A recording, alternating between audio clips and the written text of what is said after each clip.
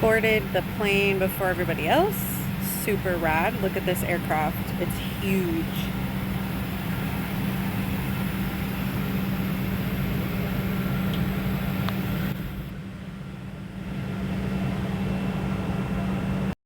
Okay, so that aircraft that I was showing you guys, that was me getting deadheaded from LAX to DFW, which is the Dallas airport, to start my IOE.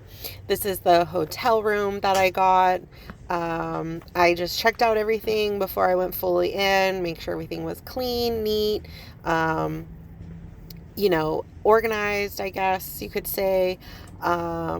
If there was something not up to par, I would have changed rooms, but it was beautiful, clean. I loved the door on the bathroom, how it was one of the barn doors. It was super cute. Settling in. Boop. Good morning. It is Friday, March 22nd, I believe, and it is my first day on my IOE. I am currently in Dallas, so DFW. They deadheaded me here yesterday. That was a full day experience. My flight was 2 hours delayed, and since I came from California to Texas, it was also a difference of 2 hours. So I dropped in Texas at 5 something. It was after 5, so 6-ish. And then because of the delay, the hotel did not have a driver for their shuttles. And so I had a taxi to the hotel. The hotel paid for the taxi. And then I probably didn't get in until close to 8 o'clock, actually. Just figuring everything out is a lot. Yesterday was super exhausting and nerve-wracking, to say the least, but it's what I signed up for. Today I am shuttling from my hotel to the airport. I'm meeting the crew, and then I have 3 legs today, and I'm ready. I just want to get through it, honestly, practice everything that I've learned, and I couldn't be more excited.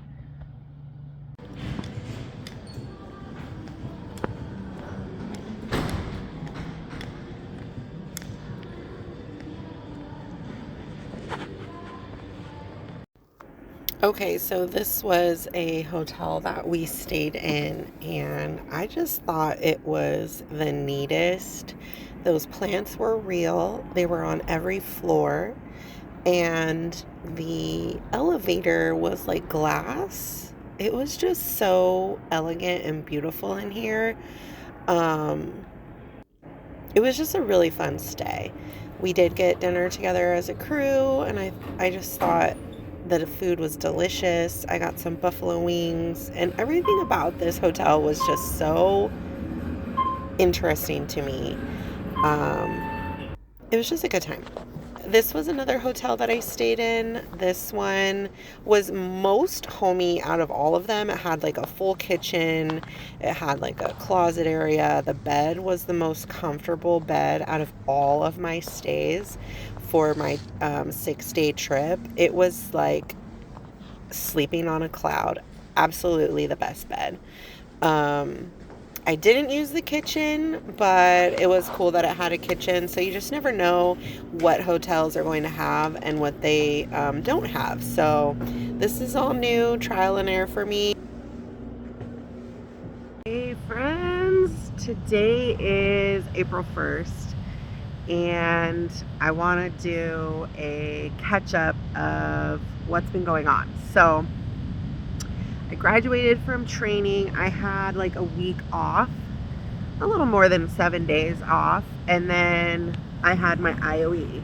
An IOE is when you do like in-flight training, and that all went great. It was actually like 6 days total. I had been deadheaded to Texas, day 1, and then day 3, 4, and 5, I worked the forward position with my leader, and then day 6, they deadheaded me home, and I passed. Everything went great.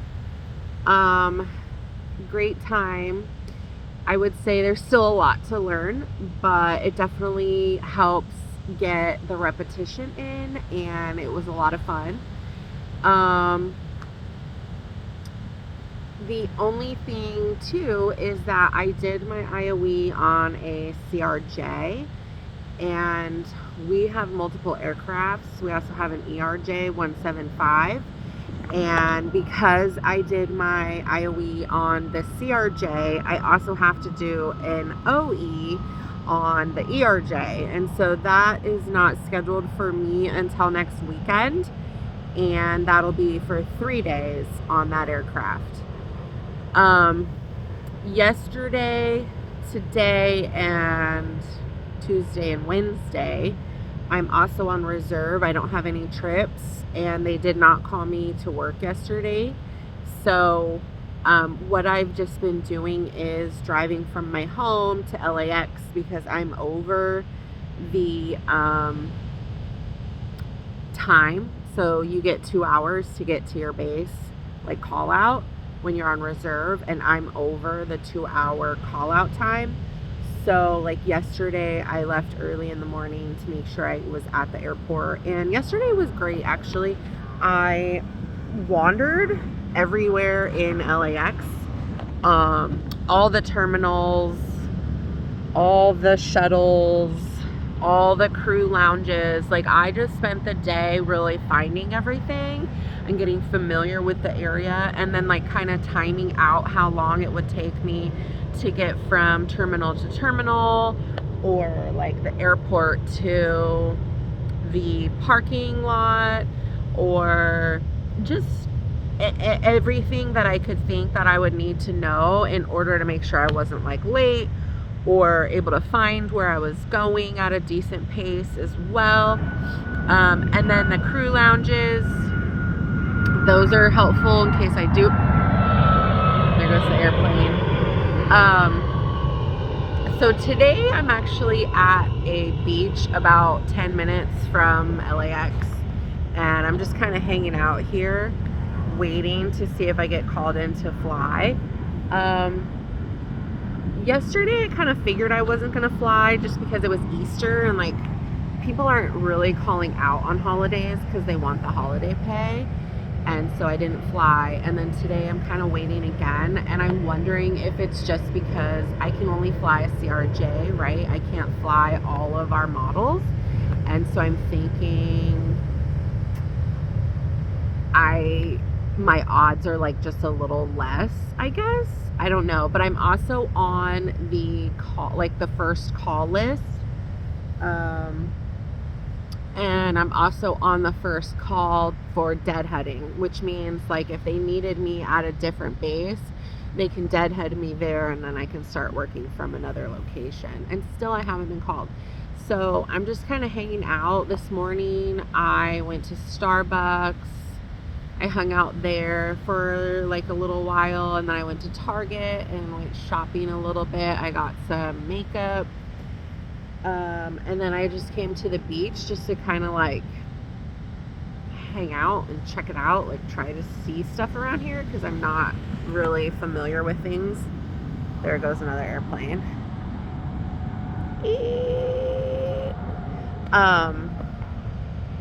But so yeah, I mean, I feel like I rushed to wait, honestly, like just because I am kind of far and it's a bummer. But I did put in a transfer to go to San Diego. San Diego is only like a 45-minute drive for me. There are pros and cons. I'm not going to get into that right now. Everybody has their own view and perspective, and that's fine. For me, it just would be more beneficial drive-wise. Like, I am missing time at home if they're not working me, when I can just be waiting on reserve from my house rather than driving up here and sitting and doing nothing. Which, you know, like, I don't mind doing nothing. I would prefer to, like, know, obviously, when they're going to call me and tell me what to do. Like, right now, I'm not even dressed. Yesterday, I was fully dressed in my uniform. And then today, I was like, I don't want to drive in that. I don't want to feel uncomfortable. And let me just wait and see if they even call me. And then, no shame, I'm changing in my car. Like, I'll go to the back seat where the windows are tinted, but I mean, it is what it is. I'm not gonna try to feel rushed or whatever, but I'm also hoping that I get San Diego as soon as possible. That way I can be at home, sleeping a little longer, and waiting for like an update to my schedule or a call. So I'm trying to embrace this. Hopefully it's not forever that I'm like driving up here at 4 in the morning, but like my drive is 2 hours. And so I'm leaving my house at like 4 a.m., 4:30 to make sure I'm here in time for call. And then that way when they call me, I'm close enough that I can get to the airport. LAX is freaking congested. So even like where I'm at now, 10 minutes from the parking lot, I have to get there, get on the shuttle, and the shuttle takes about 15 minutes just to get to the airport. From the airport, then I have to walk to whichever terminal I need to get in. I need to go through ACM or TSA, and then from there, I gotta go wherever I need to check in at. So that alone, just from being here, could take me a good hour. And so it's just not feasible to wait at home and then drive the 2 hours later. Plus the traffic later would be like 2.5, 3 hours, which is even more crap. But so that's kind of like the idea, the plan, what's been going on. Again, I'm just really hoping that I can get to San Diego where it's only a 45-minute drive and the airport is much smaller. It's less congested and I think more manageable time-wise for me. And I may not get as many calls on reserve to fly, but I just think like I can better occupy my time at home than like out in LA where I have nothing to do. I don't have people up here. Like, I'm just kind of lost. Like, I'm planning my days as I go, I guess, and just sitting around and hanging out, checking out this cool city, and getting like stuck in traffic or weird places. Like, and with all that comes different anxieties as well. So I would say like I am like, I don't know how to describe it. Like, I just don't want to be late ever. And so I'm trying not to get into a position where I can't make it to the airport in time. And so like going too far or like not knowing my boundaries and stuff yet, like it just adds a whole nother dynamic to things here. But baby steps until I know this area better. Other than that, everything is going great. I did print off some sheets for the phases of flight to study and just to have on hand to better help like equip myself when I'm doing the tasks on the aircraft. In training, you know, they train you on the knowledge, right? But there's no, like, you don't get to go practice flying. Like, now is my practice flying. And it's just a little overwhelming in how to connect what you've learned through each phase of the flight. And so that's why I printed it off, to like have it with me if I need to reference it, or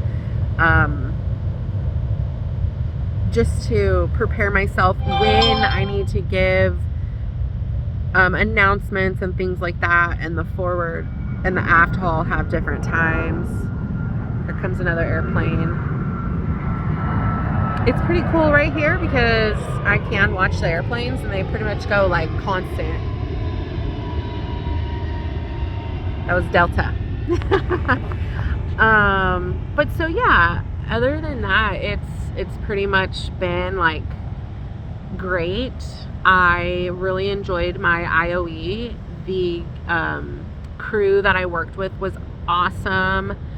The pilots were so kind. That was kind of something that I wasn't fully prepared for, was like, oh, you know, I have to work with pilots. Like, obviously that's a part of the job, right? But I never really understood what that fully entailed, and there's a lot, and so like all of the crew has to be on the same page. And at first that was kind of, I guess, intimidating in a way. Like, you know, pilots are pilots, and I just don't want to like overstep boundaries, and I don't want to get in their way. And so like knowing my place with them is important and also scary, right? So there's that, but otherwise it's going great.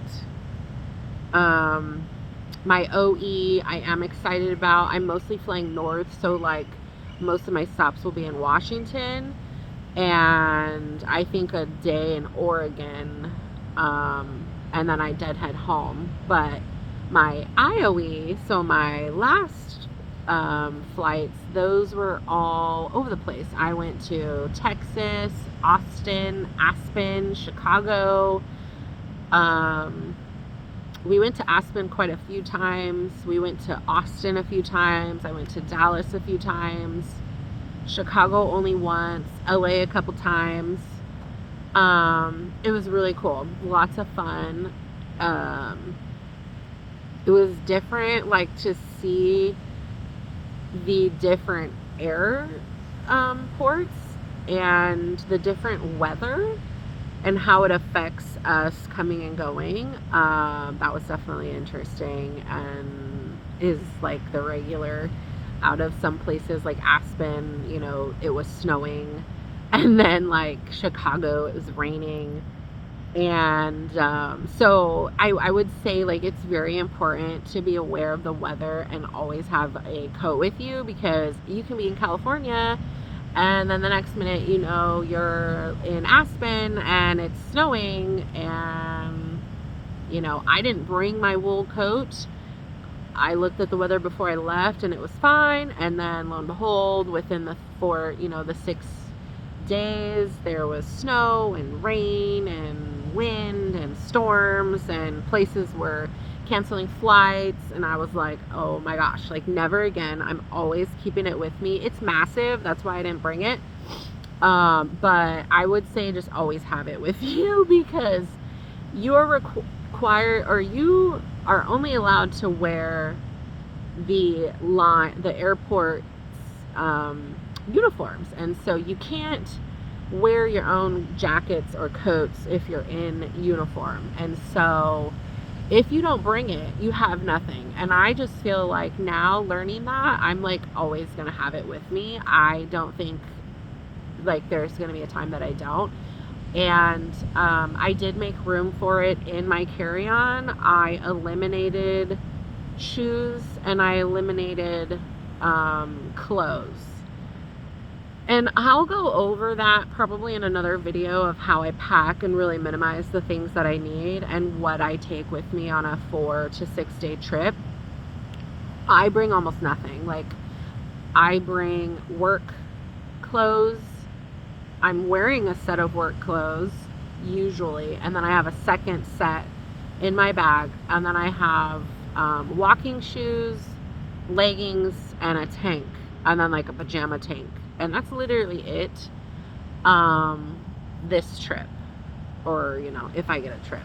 But the 6 day trip, I had brought in an extra pair of shoes, jeans, going out clothes, like, and I'm minimal, so I'm saying like I brought an outfit, a gym outfit, work clothes, extra work clothes. Like, it wasn't a lot, but I have since had to minimize that even more.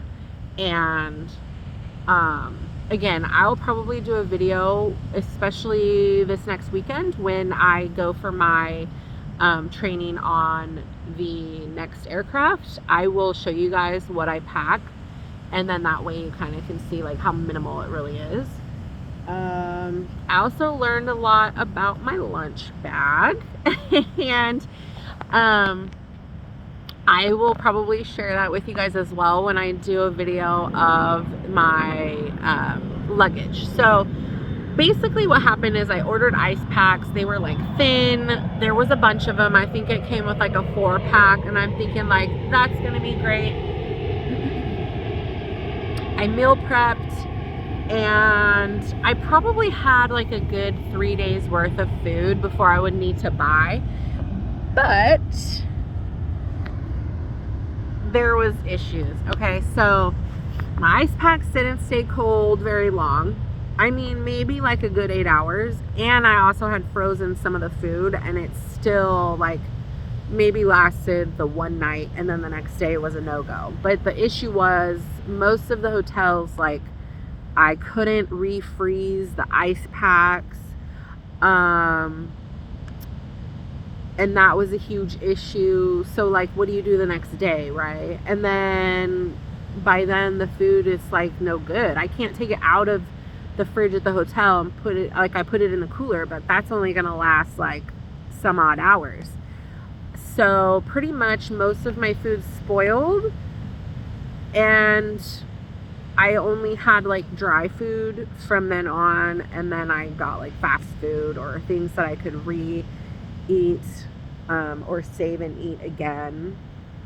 But yeah, that was a pain. So what I ended up doing was I bought like a reusable ice bag, and every hotel always has ice, and my thought is like, I will just re-ice if I get to a hotel, and then that way I can keep my food cold every day with new ice. And then the bag is pretty cool, like it has a spout where you could drink the water as well, so I don't really ever go without water either. And again, I will share this all with you guys in another video when I share my luggage and stuff, and then I'll link my purchase. I bought the ice things on Amazon, and it is freaking a lifesaver. Like, I used it all day yesterday. It kept my stuff cold. I drove home, granted, but I mean, it was still ice, and I got home at 5 o'clock at night. I left at 4 a.m. and so it lasted like all day, no problem. And still, again, it was still like full ice. And then when I use it next weekend for my trips, I'll show you guys, and then I'll show you throughout the nights how the ice is and how it works. And I'm praying it is the move, because the ice chest packs or whatever they're called did not work. Like, it did not work. And then some people were like, well, you can ask the hotel to put it in the freezer for you. I don't want to deal with that. I don't want to go ask the front desk if they could put it in a freezer, and then I have to run around in the morning and like get my stuff back, and then like that's not me. I like to be self-sufficient. I don't like to bother people. I don't want to forget things. I don't want stuff in 5 different rooms. Like, I just don't want to deal with that. So I really I'm gonna try something else until I figure it out. But yeah. And then what else? I'm still doing my laundry in the sink if I have to. Same bar as soap. I use the Zote bar.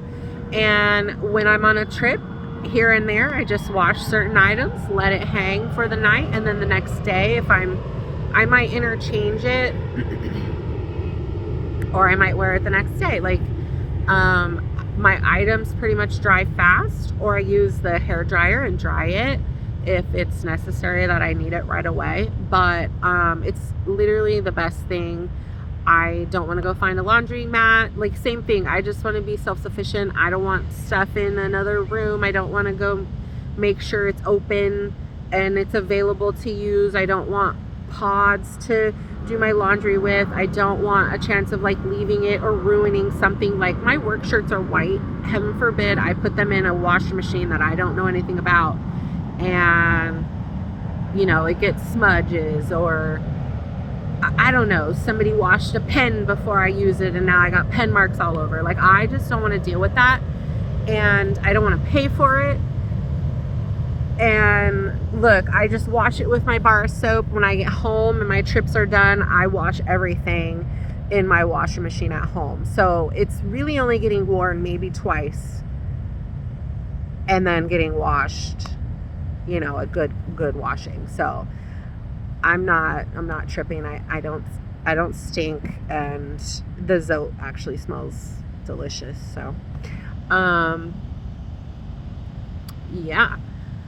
What else? I'm trying to think. I'm probably going to walk the beach today, unless I get called in to fly.